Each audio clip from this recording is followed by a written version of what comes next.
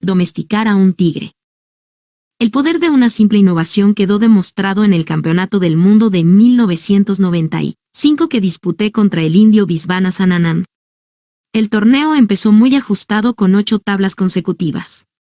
Siempre que jugué con las blancas, probé distintas aperturas para sondear posibles debilidades y darle a mi equipo y a mí mismo material de análisis. El paso decisivo llegó antes de la 9ª partida, cuando di con una vía de sacrificio espectacular para atacar a Anand, que había optado por la apertura de defensa Ruy López, que ya había utilizado con éxito en la 6ª partida. Fue su principal defensa en los torneos clasificatorios del Campeonato del Mundo, de modo que ambos esperábamos que apareciera en el enfrentamiento final. Mis intentos previos con las blancas, en las partidas 2, 4 y 8, sortearon aquel baluarte. Había llegado el momento del ataque frontal.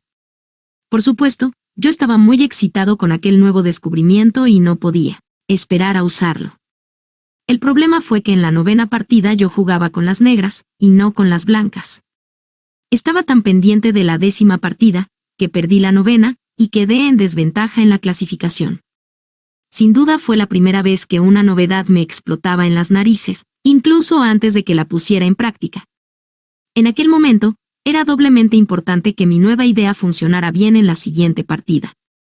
En la 10ª partida, jugué la primera parte de la nueva idea en el movimiento 14, cuando, de hecho, seguí un consejo que Mikhail Tal me había dado hacía mucho tiempo. Claramente, Anand estaba preparado para aquello, y solo necesitó 4 minutos para pensar la réplica. Sin embargo, tras mi siguiente movimiento, se pasó sus buenos 3/4 de hora pensando, probablemente un tiempo récord para aquel gran maestro, famoso por su rapidez. El cepo estaba preparado y no había escapatoria. Casi inmediatamente seguí jugando todos los movimientos, encantado de que por fin pudieran pasar de mi cabeza al tablero. A su favor hay que decir que el Tigre de Madrás jugó como un digno candidato al título y tras caer en la trampa, sobrevivió a mi primera oleada de ataques. Solo cuando la niebla se disipó y mi ventaja fue evidente, bajé un poco el ritmo para asegurar que me llevaría el título a casa. Hubiera sido espantoso desaprovechar aquella nueva idea tan maravillosa. Un juego de precisión me permitió arañar una victoria, igualar una partida que, como he dicho, acabé ganando. Aquella victoria valía 1 punto, pero el efecto psicológico fue devastador. Debido a la novedad, Anand se vio obligado a dejar en el cajón su defensa primordial durante el resto del torneo. Con la comodidad que da ver las cosas en perspectiva, algunos sugirieron que él no debió usar de nuevo la apertura de defensa Ruy López en la 10ª partida, a pesar del éxito que obtuvo la primera vez. Pero Anand acababa de ponerse por delante en el torneo, quiso enfatizar su poder, y no pudo ganar la guerra psicológica de la apertura. Para descubrir aquella novedad y calcular todas sus complejidades, mi equipo y yo estuvimos varios días dedicados al análisis. Fue un tiempo indispensable para asimilar completamente la base material y las sutilezas de la variación. No es como sentarse a trabajar sabiendo con exactitud dónde está el problema. La clave de cualquier buena solución consiste primero en identificar correctamente el problema, como saben todos los científicos. De acuerdo con el principio Higo, garbage in, garbage out, basura dentro, basura fuera, un experimento da resultado en función de los datos que utiliza y de las preguntas que esos datos plantean. Incluso las grandes mentes pueden ofuscarse tanto buscando respuestas que no son capaces de hacer preguntas lógicas. Vale la pena recordar que el propio Isaac Newton dedicó la mitad de su vida a la espuria búsqueda de la alquimia. De modo que la receta básica es impregnarnos, primero, de todos los aspectos del problema X, luego, identificar las preguntas que necesitan respuesta. Las mentes más creativas normalmente son las de quienes conocen mejor el problema que tienen entre manos. La mera innovación no equivale al éxito. Ser un innovador no siempre significa conseguir un gran éxito, tal como se entiende en el mundo de los negocios o el deporte. Es decir, en términos de dinero y victorias. La historia está tan llena de inventores que murieron en la pobreza que esa imagen se ha convertido en una caricatura. Reconocer la importancia de una innovación es fundamental, como lo es la voluntad y la perspicacia para explotarla. El ajedrez también tiene su lista de pensadores originales que no consiguieron llegar a la cumbre como jugadores. Es difícil considerarles fracasados, puesto que contribuyeron muchísimo al desarrollo del juego. Varios de esos jugadores se dedicaron a lo mejor aparte de ganar. Encontraron una válvula de escape para su creatividad, ayudando a que otros ganaran. Anatoly Karpov y Viktor Korchnoi son nombres que cualquier aficionado al ajedrez conoce.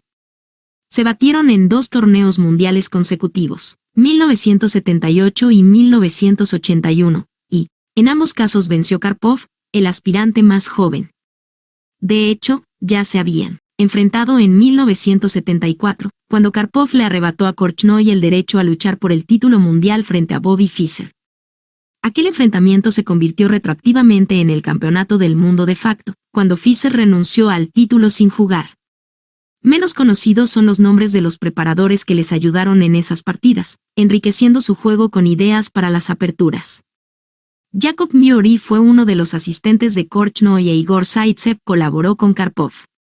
La naturaleza de sus relaciones se diferenciaba de un modo que a menudo también se da en la vida real.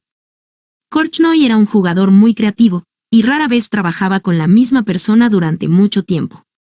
Necesitaba gente nueva a su alrededor que encendiera la chispa de sus propias ideas, igual que él lo hacía con las de los demás.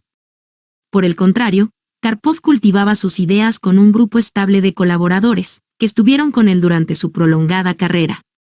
Tenía una enorme capacidad para asimilar y sintetizar ideas nuevas, y sacarles el máximo rendimiento. Podemos observar ese contraste de actitudes en los negocios y en la política. El gabinete del primer ministro está formado por sus colaboradores de siempre para conseguir una estructura de poder cómoda, o se rodea de personas relativamente desconocidas que estimularán su mente, y que puedan llegar incluso a contradecirle. Ni Miori ni Zaitsev llegaron a jugar entre la élite mundial, pero ambos se dedicaron a buscar formas originales de juego para la fase de apertura. Como muchos grandes creadores ajedrecísticos, prestaron su experiencia y creatividad a jugadores más potentes, proporcionándoles un empujón inicial, como los que empujan al equipo de bobsled antes de entrar de un salto y esconder la cabeza. ¿Qué tenía esa gente que otros no tuvieran? ¿Por qué algunos jugadores, algunas personas, son más creativas que otras? En primer lugar, comparten cierta carencia de practicidad. En el tablero, eso es un problema, pero también es una ventaja para obtener nuevas ideas que una mente más firme pueda atemperar. Fabricaban ideas sin preocuparse de los posibles errores. Quizá el número de éxitos inicialmente no fue muy alto, pero crearon tantas ideas que, a fuerza de equivocarse, consiguieron un porcentaje de aciertos que crecía constantemente. Establecieron una rutina de creatividad, por llamarlo de alguna forma. La producción constante de ideas nuevas alimenta y perfecciona la intuición. Algunas de sus creaciones fueron tan importantes que han quedado asociadas a sus nombres. La variación Zaitsev de la Ruy-López fue probablemente el último sistema importante reconocido como tal que se introdujo en el juego cuando su epónimo inventor lo desarrolló a mediados de la década de 1970. Lamentablemente, no existen patentes de los movimientos del ajedrez, de modo que Igor consiguió únicamente el reconocimiento de los jugadores de todo el mundo que ponen en práctica sus ideas. Existen, sin embargo, muchas similitudes entre las innovaciones ajedrecísticas y los inventos del mundo real. Ambas se han visto radicalmente afectadas por el incremento del flujo de información de la globalización. La transición de imitador a innovador. Cuando Amazon.com crea una nueva imagen para sus páginas web, el resto del mundo se hace inmediatamente partícipe de ello. Programar páginas web no es como la fórmula secreta de la Coca-Cola o un invento como el reproductor de DVD. Otras páginas web, competidoras directas de Amazon, pueden copiar fácilmente, si no el código exacto, si el concepto y la imagen misma. Eso ha creado comprensibles pero cada vez más absurdos intentos de patentar cualquier tipo de ideas, por muy obvias o simples que sean. El concepto de derecho sobre la propiedad intelectual es un elemento importante en el intento de asegurar que los inventores vean compensados sus esfuerzos. Pero, ¿qué hay de intentar patentar cosas como el uso de caritas sonrientes en los correos electrónicos, o la posibilidad de comprar productos en la web con un simple clic del ratón? Tanto Microsoft como Amazon, respectivamente, lo han intentado. Está claro que este tipo de cosas no son para las que se crearon en un principio las oficinas de patentes. Pero, entonces, ¿qué hay que hacer ante la creciente conversión de la información en una materia prima? Si todo está disponible para todo el mundo, rápidamente y sin coste alguno, ¿qué sentido tiene innovar? Por supuesto, si todo el mundo pensara así, seguiríamos viviendo en cuevas, pero la sociedad también necesita a los imitadores. Si no podemos permitirnos un iPod, podemos conseguir un reproductor MP3 que podamos pagar. La historia de la tecnología deja claro que nunca sabremos qué se convertirá en un éxito. Algunas ideas fracasan y hemos de contar con que algunas tendrán fallos. Tal como dijo Thomas Watson, fundador de IBM, si quieres triunfar, dobla tu porcentaje de errores. Si no te equivocas al menos de vez en cuando, es porque no estás corriendo los riesgos necesarios para ser un innovador. La razón menos evidente pero aún más crucial para invertir en investigación es que, para causar un verdadero impacto, debemos movernos al borde del precipicio. No pasaremos de pronto de seguidor a líder, porque solo el líder es capaz de ver lo que nos espera tras la curva del camino. Incluso los imitadores de más éxito acabarán convirtiéndose en innovadores, si quieren expandir sus dominios y conseguir mayores éxitos. Aquellos que no lleguen a dar ese cambio, serán suplantados por otros innovadores. Por muy arriesgada que sea la innovación, uno de mis refranes favoritos es, los pioneros acaban cubiertos de flechas, el riesgo de no innovar es aún mayor. La transición de imitador a innovador es algo muy común a todos los niveles. Durante muchos años, los norteamericanos consideraron que los productos japoneses eran copias malas y baratas de los productos europeos y norteamericanos.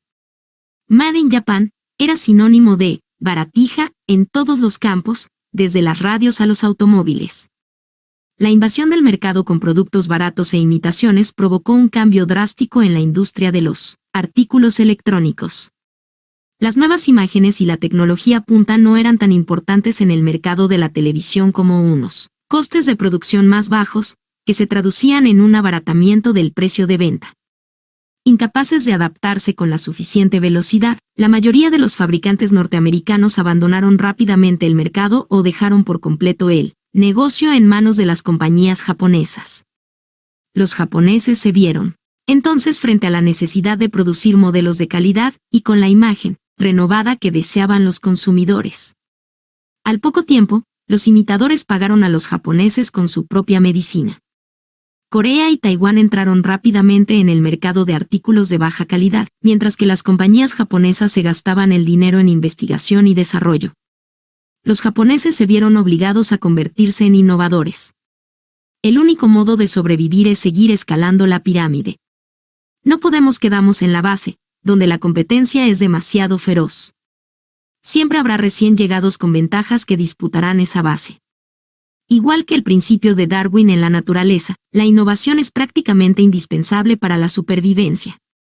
Para sobrevivir hay que seguir evolucionando. Las innovaciones de la evolución. Es fácil convertir inventos como la bombilla o la televisión en símbolos del pensamiento innovador. El impacto de esos aparatos en la sociedad de las generaciones futuras ya no es tan fácil de medir.